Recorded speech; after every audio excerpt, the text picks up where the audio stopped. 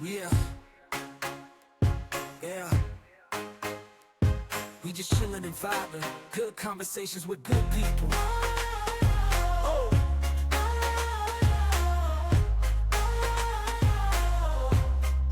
good conversations with good people.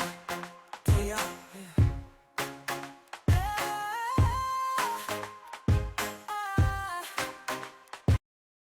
Yo, yo, yo, yo, yo, this your boy Larry and Mr. GVO, and we chilling and vibing with Miss Faith Renee.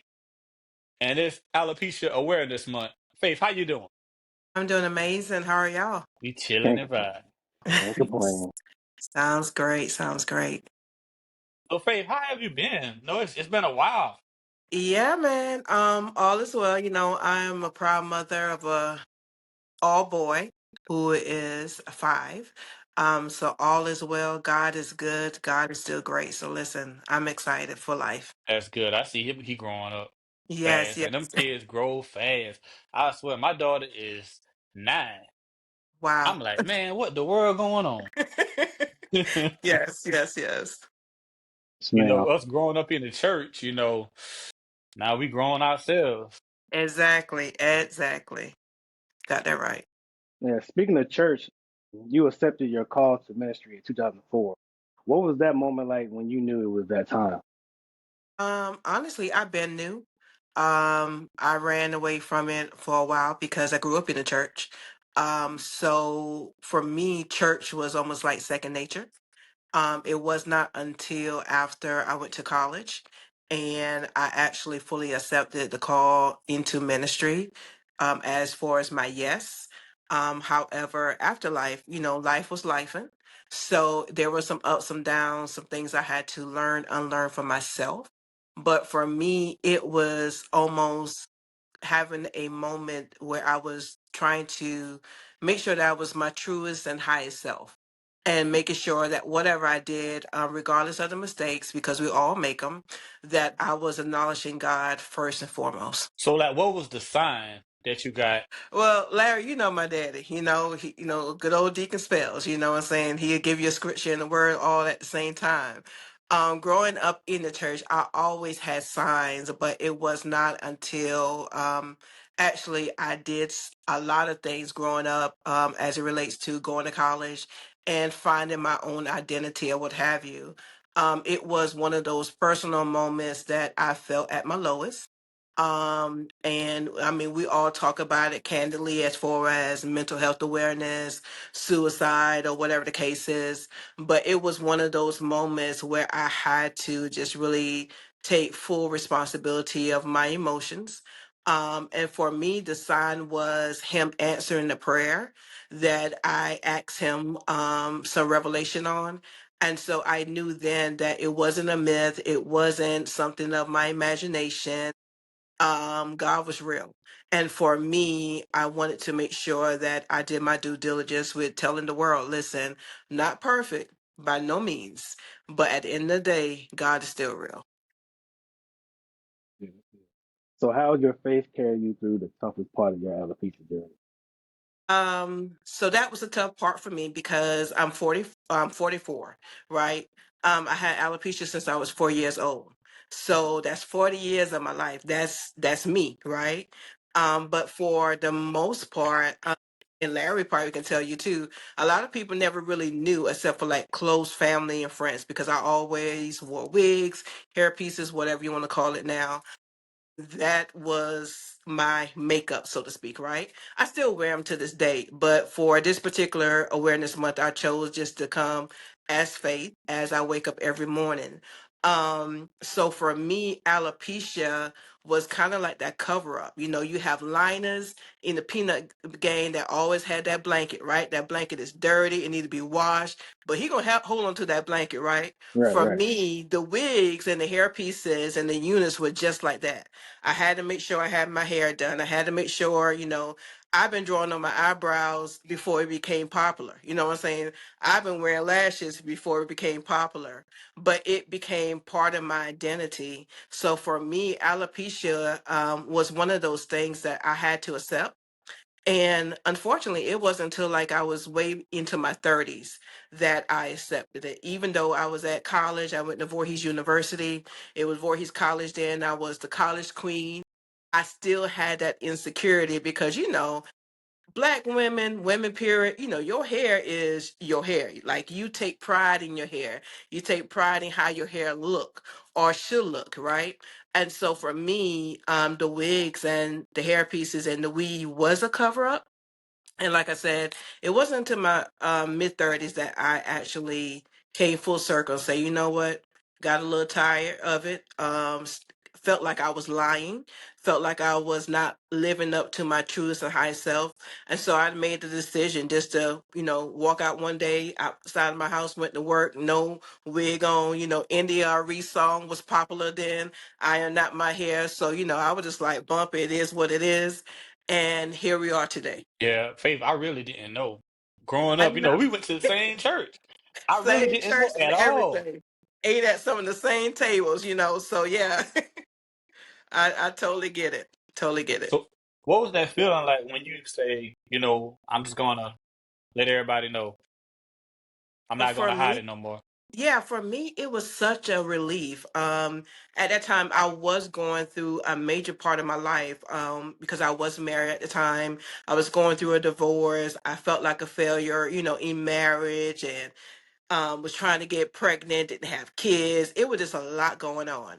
And for me just to take that step of faith for myself and say, you know what, this is who I am, like it or not, it is what it is. Love you still. It was such a huge relief for me.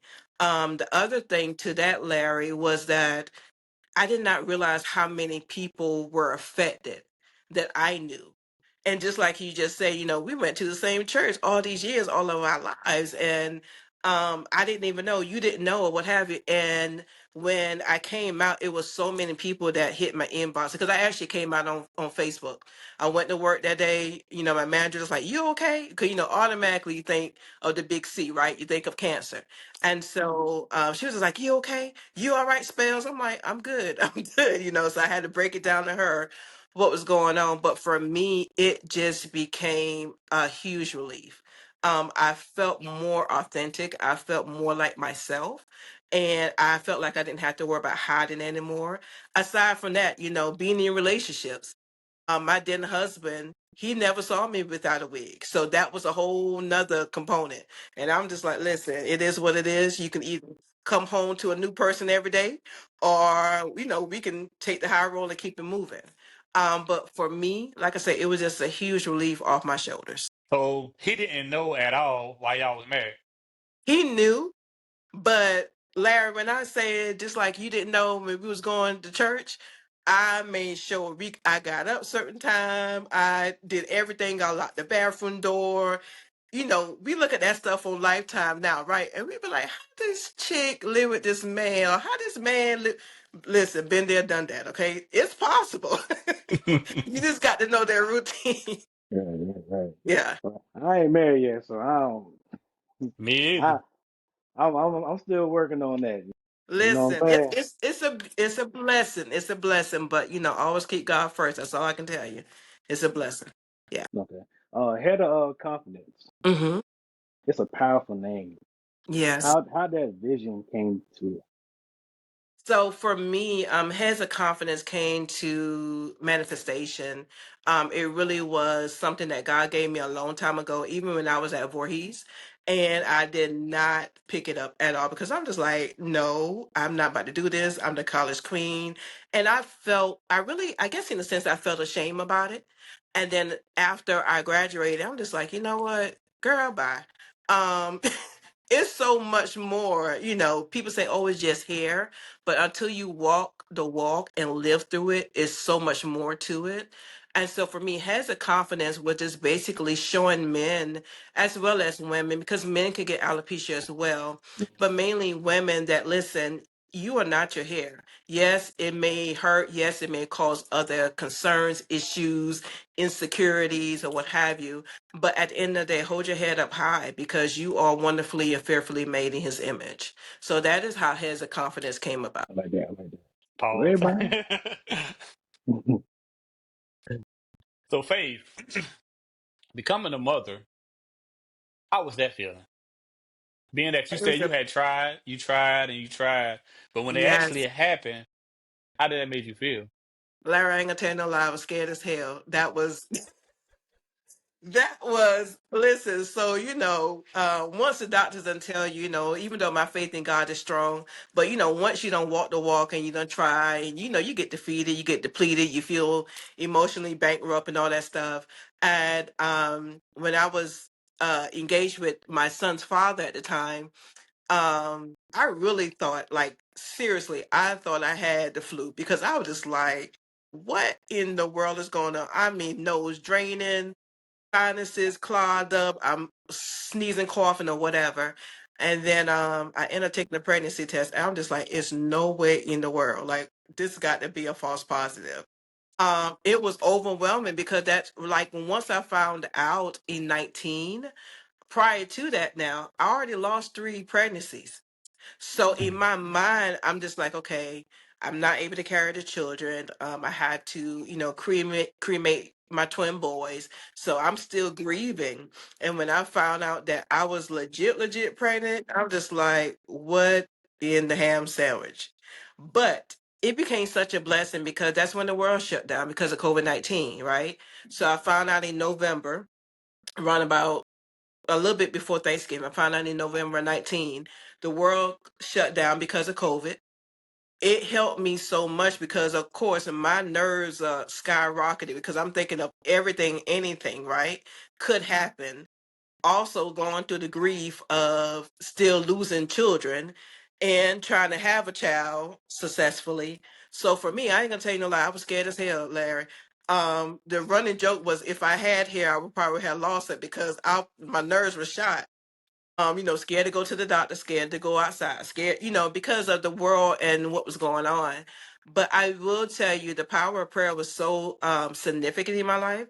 I had a cousin from up north. She said, "Listen, baby, you cannot live in fear. When you are carrying children, you are carrying a gift from God. So God allowed you to carry this child for whatever reason, and for this particular time." So I had to lean in on my faith in God to carry me through because, like I said, emotionally. I know what depression feels like on a whole nother level. So for me, it was just an amazing it was an amazing beauty and a struggle at the same time. But once it came to the end and I had my son, it was a blessing, it was a huge relief. But then I was just like, girl, you are a mother at 39. So in our culture, that's old, Right. like this. I'm the old person that having the baby, you know what I'm saying, because his father was younger. So I was just like, girl, what you about to do with this, like, what's going on? But the village is such an amazing village of people. Hmm. They came around me, they supported me, they gave me life, they gave me time, they gave me assistance. So that was the beauty of Yeah, it really take a village. I swear. it. Yes, Me being a listen. single dad, like, boy, without my village, I don't know where I'd be at. Listen, okay, definitely. Right. Right. Also, how has being a mother shaped your strength and softness as a woman? So I will tell you this. I wouldn't necessarily say I'm a people pleaser, but I love to help without fault. I'm going to be that person that's going to be your biggest cheerleader, your biggest supporter. And so having a child actually gave me that backbone to say, no, that's not going to work for me. Or no, I have to make sure that I'm doing X, Y, and Z for my child. Being a mother is such a complex beauty in itself because you have your highs and your lows, right? You have your ebbs and your flow. You have your moments of excitement and your disappointing moments.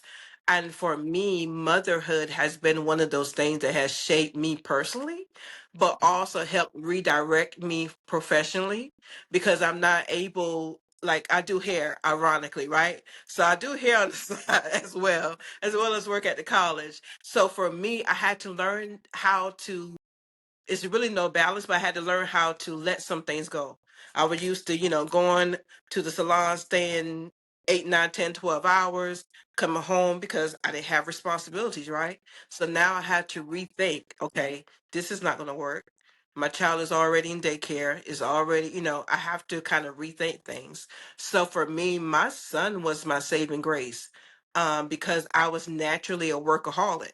So my son was able to give me footing in from being able, not being able to spiral out of my emotions or just trying to overwork to overcompensate things that I didn't have. So having alopecia, like, have you met other people who got the same thing and y'all form a group or? Yes, every day, Larry, I work with people right now. Again, no one would know except for me and that person, right? Because it's one of those things that it's like it's secretive, especially in our community. We don't talk about it enough, just like we don't talk about other things that affect our community, unfortunately. But there are women, as well as men that I have met. There are groups that I am a part of, on Facebook and other social media platforms. There are people that I meet, really every day, especially like when I go, on other platforms and I'm like this, without the wigs, without the weave and everything. They're like, oh my God, I never knew. I'm like, yeah, this is me. But it's over 7 million of us worldwide. And the unfortunate thing is, even though I, was diagnosed at 4 years old, some people are diagnosed younger than that. Some people are diagnosed older than that.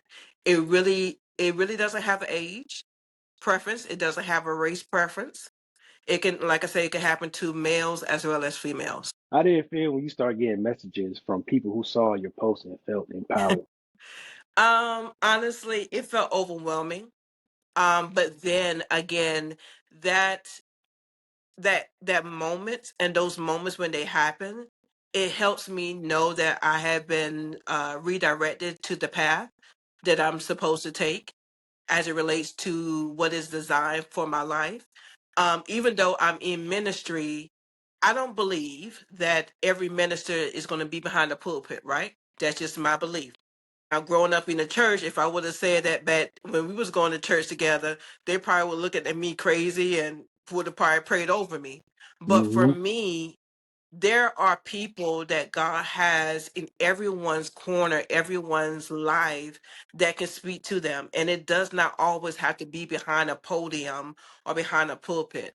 For me, encouragement, motivating, especially with that whole alopecia, concept, is what my ministry is really about. Because we as women, we already take on a lot. But for me, just to stand and say, listen, you still beautiful. You don't know how that makes someone feel, especially like when they're older. To have an older woman cry and say, I never was told I was beautiful. That's something to think about. You know what I'm saying? Because in the society that we live in, you have to look a certain way. You have to be a certain way. You have to be a certain complexion. You can't have this. You can't have that. And so we are never taught really from birth of how to accept our unique beauty and to walk in that with confidence. We are always comparing and contrasting about what we don't have. Our nose is too big, our forehead too large, our ears too big. You know what I'm saying? Like we can go on and on, but women have to realize that there is so much more. And the other thing is, beauty starts from the inside out. You can look $100 million. You can be the most beautiful person by whatever standards there is, right? But Right, if your spirit and your heart and your intentions are evil or nasty, I'm good. I'm right, good. Yeah. So I right, gotta right. ask, what one thing the late Reverend Julius Ginyard told you when you first told him you want to get into ministry? So he, actually, that was the person I told, Larry, believe it or not. And I could tell you the date to this day. It was December the 7th, 2004. December the 7th, 2004. I remember telling him earlier that morning that I need to speak with him. And he said, you need to speak with me now or, after church. I said, after church is fine. When I went into his office at that time, Larry, I ended up crying. I was bawling my eyes out. And he was just like, what's wrong? What happened? And him and my daddy was tight. So he was just like, Faith, if there's anything you need to tell me, just go ahead and tell me now. It's going to be okay. So I'm just like, okay, I'm going to tell you, but let me finish crying first. And I shared with him a dream that I had about coming into the ministry.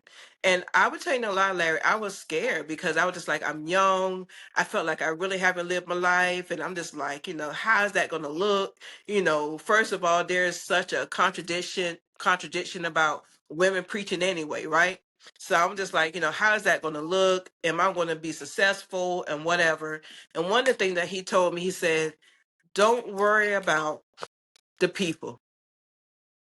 Worry about what God called you to do and call you to be. And to this day, even with me having a child out of wedlock, because in our community and society, that's looked down upon. But I also remember my daddy sharing with me, as well as my son's father, who we have an amazing co-parenting relationship. They both, both of the parents said, listen, y'all get married if y'all want to get married. Don't get married because you have a child, because that's not right. That's not real, right? And Right. unfortunately, in society, that's something we don't talk about, but a lot of people do that, right? A Yeah. lot of people do that, and unfortunately, it's so damaging to the union of what could have been a beautiful union. Like my son, father, and I, we talk every day. Will we ever get back together? More than likely not. But at the end of the day, I know he got my back, especially because I have his child, and he knows that I got his back, as well as his other two children, because he had other two children. Because at the end of the day, they're all siblings, right? So for me, I always kept that in the forefront. Don't worry about what people are going to say. People are always going to talk, whether you do good, whether you do bad. It's almost like damn if you do and damn if you don't, right? Hmm. So at the end of the day, I'm just like, okay, God, I asked for forgiveness. You gave it to me. Thank you for granting it to me. And whoever else got to say anything else about that, you take it up with God. I'm good. Man, I like that one. I like Yeah. that one. So, Yeah. what does being a God's daughter truly mean to you in the season of your life, right? So for me, being God's daughter, one of the words that I have been really, really standing on my soapbox has been intentionality, right? Being intentional. And so for me, in this particular season of my life, in being God's daughter, is being authentic, regardless if that's a good day or a bad day, right? While we are carrying the message or the messages of God for his people, we have to be true to ourselves. And one of the things I realized is that having grown up in the church, there was still a lot of fakeness going on. Besides the makeup and the lashes and the weaves and everything else, right? It was a lot of fakeness going on. Come on, Right. And I somebody. have this I have this saying, I can't take nothing faker than my lashes in my hair, because I'm just like it makes me itch, right? Because I'm just like, if you that high and mighty and you don't understand certain things and certain concepts of life, then sometimes people have this demeanor and this facade because they feel that they're not, they don't have to tell everybody everything or whatever. And that's neither here nor there. But for me, my biggest goal in life as far as being God's daughter is one, being true to myself. Always trying to make sure that I'm in alignment with God. Am I going to be perfect? Absolutely not. No one is perfect. That's why he went on the cross for all of our sins, right? But at the Right. end of the day, I'm going to make sure that I'm going to be true to myself, and but more so making sure that I'm always going to be connected to God. I'm going to have my low moments. I'm going to have my high moments, but at the end of the day, I'm always going to know who I can go back to, which is God himself. Well, you check off a lot of boxes. I think you got perfect attendance because you got staff for the year. You got staff for the year. How was that Yes, feeling? it was amazing. It's an amazing feeling, Larry. For one, I do what I do because I love what I do, right? Um, One of the things that I realized is that working at a college, especially at an HBCU technical college, because I work at Denmark Technical College, one of the things that I realized is that you are not just Miss Faith or Miss Spells, right? You are somebody's go-to person. You are going to be somebody, probably they're going to look at you as another mother, another big sister, big auntie, or anybody that they can just vent to. So for me to have that honor as staff of the year, when I received it, it was such a huge blessing because I love what I do. And sometimes I realize that every even though you may not get everything right at the moment, somebody's always watching you. And so I have to remember, what my dad always say, listen, somebody's going to watch you now. They may not say nothing, but somebody's watching. And so it felt good just to have that honor, but it also felt great because I know that what I'm doing on a day-to-day basis is not in vain. Now I'm looking in the background. I think I see something. Did I say Zeta Phi Beta? Yes, it does. Yes, yes, yes. Ooh, Yes, clap. I love it. I love it. I love it. I love it. All right, I'm on Cap Alpha Psi. So, Okay, okay, D9, D9. yes, Yes, ma'am. love it. Yes, ma'am. Yes, ma'am. I'm sorry, we got off track. I love me. I love me some Zeta. Ooh, Spider Listen, Woman. we are one Ooh. of a kind. That's Oh all I yeah, got to say. 100%. But let's go back to the confidence. Take us back to that. take us back. Take us back to that day in 2012. Like, what pushed you to finally post that picture without your secret link? Of anxiety, a lot of feeling like the heaviness of not being true to myself. And unfortunately, like nobody gets married to get divorced, right? But for me, I realized that I really wasn't a good person, nor really a good wife because some of the things I brought in but never wanted to discuss, right? So it was one of those God moments that, God was just like, okay, I hear you, daughter, but when are you going to take responsibility for boom, boom, boom, boom, boom? And so for me, I knew that I had to come to grips with who I truly was in order for me to reach who I truly was meant to reach. Because I feel and believe that we are all assigned to certain people. Larry's going to reach a certain level of people. You're going to reach a certain level of people, right? Right. And I'm going to reach a certain level of people that God has assigned to us. And so I had to realize that I will never reach my full potential in Him if I'm always hiding behind what I feel was a downfall or insecurity or fear. Not like that.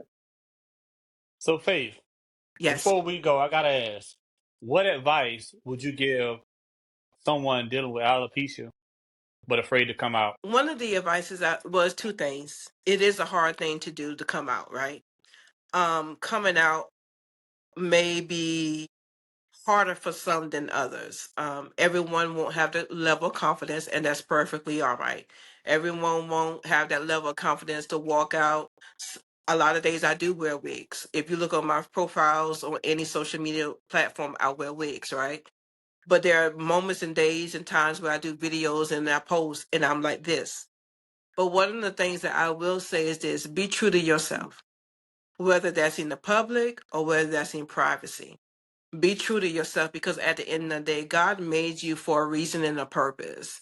And even though you may feel that you are at a disadvantage or that you are less than beautiful because of this, don't allow that to take your standard as it relates to beauty, nor do you allow that to misguide you and make you feel that you are less than any other woman. At some point, my prayer is this: that you wake up one moment and you are overwhelmed by the confidence of God, that you are able to look at yourself in the mirror and you are able to see the beauty that God has genuinely crafted you to be. Because as a woman, like I said, we all have our moments where we feel we're less than. But as a woman who has alopecia, only thing I could tell you is, my love, hold your head up. You're beautiful. And not only you're beautiful, you're crafted by someone who took in mind that even though you may see it as a disadvantage, that you are able and capable of carrying this to the highest level. Respect. I know Larry said, before we go, and I mean, he's trying to wrap it up. But I got three more questions. I got three more questions. Let's go. First one is, oh, I had it in my head. Okay. What would you say to a young girl who's afraid to take off her wig or being seen as she is? I would tell her to find her village. find her friend, find that person that she can count on, that's not going to bully her, that's not going to make her feel less than, but who's going to be that confidence booster. We all need that person, right? We need that person, almost like a hype man. You're going to need that person that's going to say, girl, you are cute today. You know what I'm saying? With your little earrings on and everything, little head shining or whatever. Find that person. And then also, whenever you are ready, don't allow society or nobody, your mama, them, your granny, Mm. them, nobody, push you or bully you into something that you are not ready for. Because once you take that step, you have to own it. And that is one of the things I realized. Like, once I made that step, I owned it. Even the good, the bad, and the ugly that came with it, I owned it. And so ownership sometimes is scary because it's different, right? If you never own anything and you go from this, say, not having anything, and then somebody say, you know what, listen, this is yours, you're just like, wait a minute, what am I supposed to do with this? Like, what comes with this, right? And ownership is the same thing. Like, whenever you own something that you once saw as a disadvantage, One thing you want people to take away after hearing your story. be true to yourself. Whatever that is to you, whatever that means to you. If you don't have alopecia, if you don't have any visible disability or anything that you feel that is not normal, whatever that is now, Mhm. but be true to yourself. Be authentically true to yourself, because at the end of the day, when you go home and you take off whatever and you look at yourself in the mirror, you need to be sure that you're able to look at yourself with pride. You need to make sure that you're able to look at yourself and you love what you see, because God crafted you to be loved. And unfortunately, we spend all of our lives trying to love things and people, but we fail to look at our own reflection and love ourselves. Right. Faith, No, I gotta Yes. ask, do you got a daily routine like for Alopecia Awareness Month? Normally I just start kicking on September 1. Normally I do tips, I do little unknown or known facts, and I try to make sure that I do a word of encouragement for those who are dealing with it. what's been your proudest moment since creating Heads of Confidence? My proudest moment honestly has been um just being my truest and highest self, but also having women as well as men just say thank you. Not so much thank you to me, but thank you for being a voice.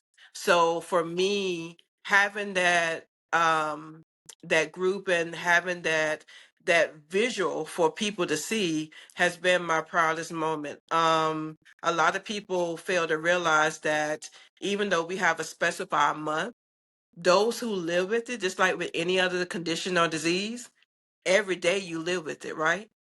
And so just to have a voice and for people to understand that their voices and their situation matters, it makes a world of a difference. Right.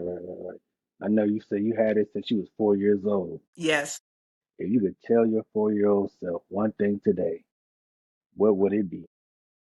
baby, you beautiful. I didn't believe that until I believed that, right? I didn't believe that until I start telling myself that. And again, like I share with you, it wasn't until I was well into my 30s.